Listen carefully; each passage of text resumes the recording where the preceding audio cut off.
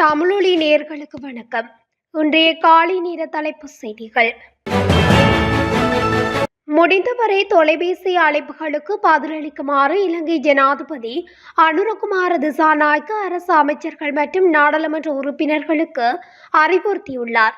பொதுமக்களிடம் வரும் தொலைபேசி அழைப்புகளுக்கு பதிலளித்து அவர்களின் பிரச்சினைகளை உடனடியாக தீர்க்க தேவையான நடவடிக்கைகள் எடுக்கப்பட வேண்டும் என்றும் அவர் தெரிவித்துள்ளார். அதேவேளை அரசாங்க அமைச்சர்கள் பொதுமக்கள் மற்றும் பத்திரிகையாளர்களின் தொலைபேசி அழைப்புகளுக்கு பதிலளிப்பதில்லை என்ற குற்றச்சாட்டுக்களை தொடர்ந்து ஆளும் கட்சி நாடாளுமன்ற குழுக்களின் கூட்டத்தில் ஜனாதிபதி இந்த அறிவிப்பை வெளியிட்டுள்ளார். இறக்குமதி செய்யப்படவுள்ள உப்பு தொகையின் முதலாம் தேதி எதிர்வரும் ஜனவரி மாதம் 27 நாட்டை வந்தடையும் என அரசு வர்த்தக கூட்டுத்தாபனத்தின் தலைவர் ரவீந்திர பெர்னாண்டோ தெரிவித்துள்ளார். நாட்டில் ஏற்பட்டுள்ள உப்பு தட்டுப்பாட்டை தீர்ப்பதற்காக 30,000 மெட்ரிக் டன் உப்பை இறக்குமதி செய்வதற்காக அமைச்சரவை அனுமதி அளித்திருந்தது.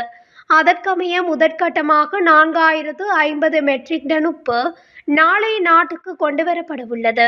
இந்தியாவிலிருந்து குறித்த உப்பு தொகை இறக்குமதி செய்யப்படவுள்ளதாகவும் அரசு வர்த்தக கூட்டுத்தாபனத்தின் தலைவர் ரவீந்திர பெர்னாண்டோ தெரிவித்துள்ளார். இரவு நேரங்களில் இசை நிகழ்ச்சிகளை நடத்துவது தொடர்பில் தற்போது அமுலில் உள்ள கட்டுப்பாடுகளில் திருத்தம் மேற்கொள்வது தொடர்பில் அரசாங்கம் ஆராய்ந்து வருவதாக அமைச்சர் நலிந்த ஜேதிச தெரிவித்துள்ளார். அரசாங்க தகவல் திணைக்களத்தில் நேற்று இடம்பெற்ற விசேட செய்தியாளர் சந்திப்பில் கலந்து கொண்டு அவர் இதனை குறிப்பிட்டுள்ளார். மாத்தறை பொல்கேன பகுதியில் உள்ள விடுதியொன்றில் கடந்த 15 வெள்ளிக்கிழமை சுற்றுலா பயணிகள் பங்கேற்றிருந்த டிஜே இசை நிகழ்ச்சியொன்று இரவு 10 மணியளவில் காவல்துறையினரால் நிறுத்தப்பட்டிருந்தது.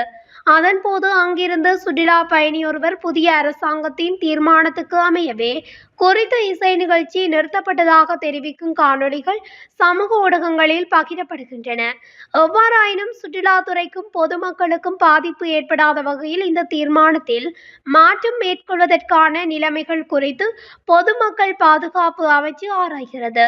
தற்போதைய அரசாங்கம் சுற்றுலாத்துறைக்கும் பொதுமக்களின் களியாட்டங்களுக்கும் எந்த வகையிலும் இடையூறாக செயற்படாது என அமைச்சரும் அமைச்சரவை பேச்சாளருமான நலிந்த ஜேதிச தெரிவித்துள்ளார். கைது செய்யப்பட்ட முன்னாள் ஜனாதிபதி மஹிந்த ராஜபக்சவின் மகன் யோசித்த ராஜபக்ச விளக்குமறியலில் வைக்கப்பட்டுள்ளார். பொதுக்கடை மேலதிக நீதவான் பவித்ரா சஞ்சீவனி முன்னிலையில் பிரசன்னப்படுத்தப்பட்ட பின்னர் அவரை 27 வரை விளக்குமறியலில் வைக்குமாறு நீதவான் உத்தரவிட்டார். 2006 ஆண்டு 5ஆம் இலக்க பணச்செலவை சட்டத்தின் கீழ் குற்றமிழைத்துள்ளமைக்கான போதுமான ஆதாரங்கள் உள்ளதாகவும் சட்டமா அதிபர் குறிப்பிட்டமைக்கு அமையவே யோசித்த ராஜபக்ச கைது செய்யப்பட்டுள்ளதாக காவல்துறை பேச்சாளர் சிரேஷ்ட காவல்துறை அத்தீட்சகர் புத்திக மனதுங்க தெரிவித்துள்ளார்.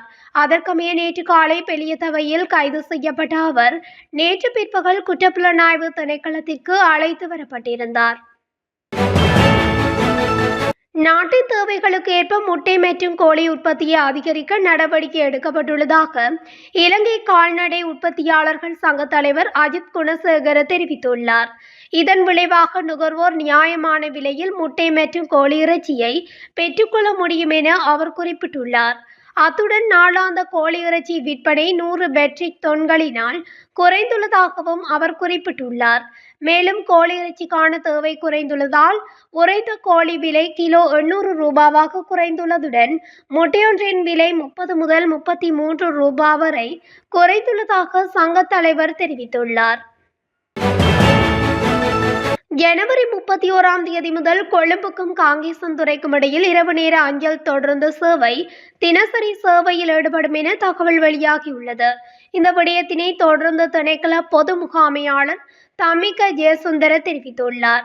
குறிப்பாக மலேக மார்க்க தொடருந்து சுற்றுலா பயணிகளிடையே பிரபலமாகவும் ஈர்ப்பு அதிகமாகவும் இருப்பதுடன் தொடருந்து சேவைக்கான அதிக கேள்வி இருப்பதால் இந்த நடவடிக்கை எடுக்கப்படுவதாக தமிக ஜெயசுந்தர மேலும் குறிப்பிட்டுள்ளார். அதன்படி பிப்ரவரி மாதம் முதல் எல்ல ஒடிசி கண்டி மற்றும் எல்ல ஒடிசி நானோய் ஆகிய 2 புதிய தொடருந்து சேவைகளை சேர்க்க திட்டமிடப்பட்டுள்ளது. அத்துடன் எல்ல ஒடிசி கொழும்பு தொடருந்து சேவையில் மேலதிக பயணத்தை இயக்கவும் திட்டமிடப்பட்டுள்ளதாகவும் குறிப்பிடப்பட்டுள்ளது. கிளிநொச்சி திருநகர் பகுதியில் புதையல் தோண்ட முயற்சித்த குற்றச்சாட்டில் 10 பேர் கைது செய்யப்பட்டுள்ளனர். குறித்த கைது நடவடிக்கை நேற்று காலை இடம்பெற்றுள்ளது. கிளிநொச்சி இராணுவ புலனாய்வு பிரிவினருக்கு கிடைக்கப்பெற்ற இரகசிய தகவலுக்கு அமைவாக கிளிநொச்சி காவல்துறையினரின் உதவியுடன் சுற்றி வளைப்பு மேற்கொள்ளப்பட்டுள்ளது.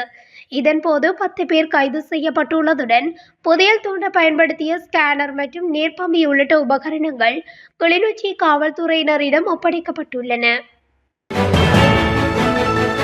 திருகோணமலை கம்பக்கோட்ட பகுதியில் நேற்று யானை தாக்கியதில் நபர் ஒருவர் படுகாயமடைந்த நிலையில் திருகோணமலை பொது வைத்தியசாலையில் அனுமதிக்கப்பட்டுள்ளார்.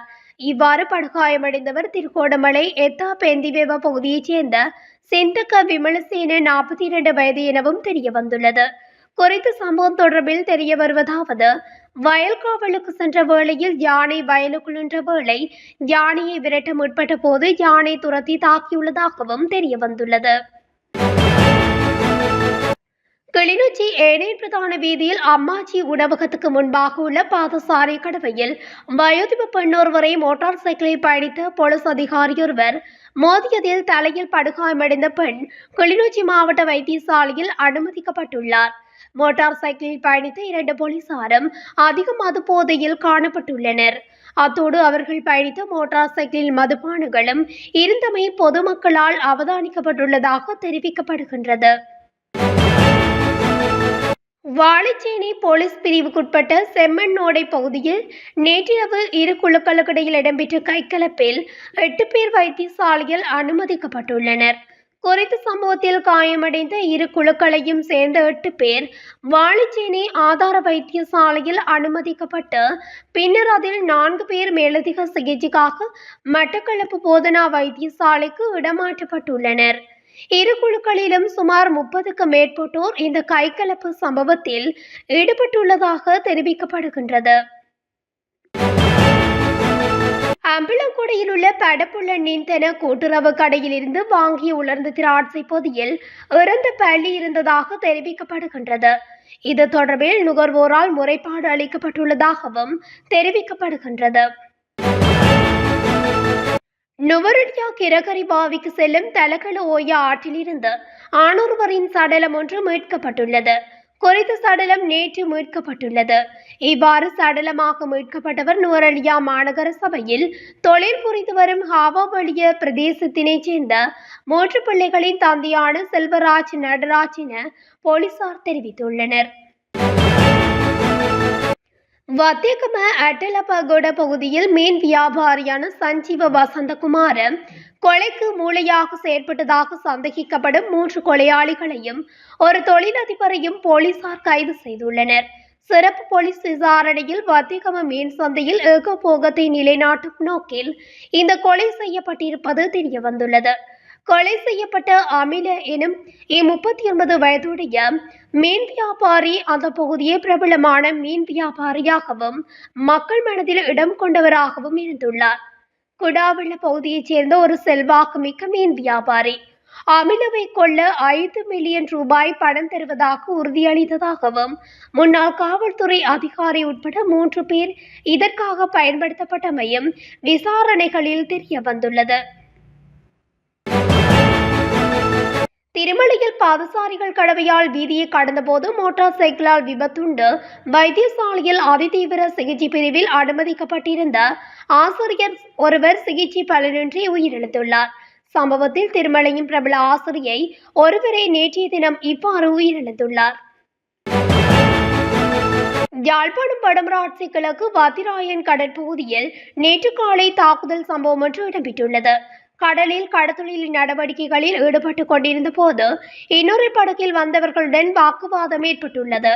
அதனைத் தொடர்ந்து மத்தியாஸ் வின்சென்ட் பெனடிட் என்பவரின் வலைகள் கடலில் அறுத்தறியப்பட்டு படகின் மீது 3 தடவைகள் மற்றொரு படகால் மோதி தூக்கி எறியப்பட்டதாக குற்றச்சாட்டு முன்வைக்கப்பட்டுள்ளது. குறித்த நபர் கடலில் உயிருக்கு போராடிய நிலையில் அவருடன் தொழிலுக்கு சென்ற கடத்தொழிலாளரால் காப்பாற்றப்பட்டதாக தெரிவிக்கப்படுகின்றது. இந்நிலையில் காயங்களுடன் மருதங்கனி வைத்தியசாலையில் அனுமதிக்கப்பட்டு மேலதிக சிகிச்சைகள் இடம்பெற்று வருவதுடன் மருதங்கனி போலீசார் சம்பவம் தொடர்பாக விசாரணைகளை மேற்கொண்டு வருகின்றனர்.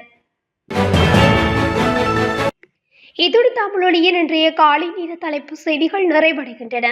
தொடர்ச்சியாக செய்திகளை அறிந்து கொள்ள தமிழொலி ஊடகத்துடன் இணைந்திருங்கள். நன்றி, வணக்கம்.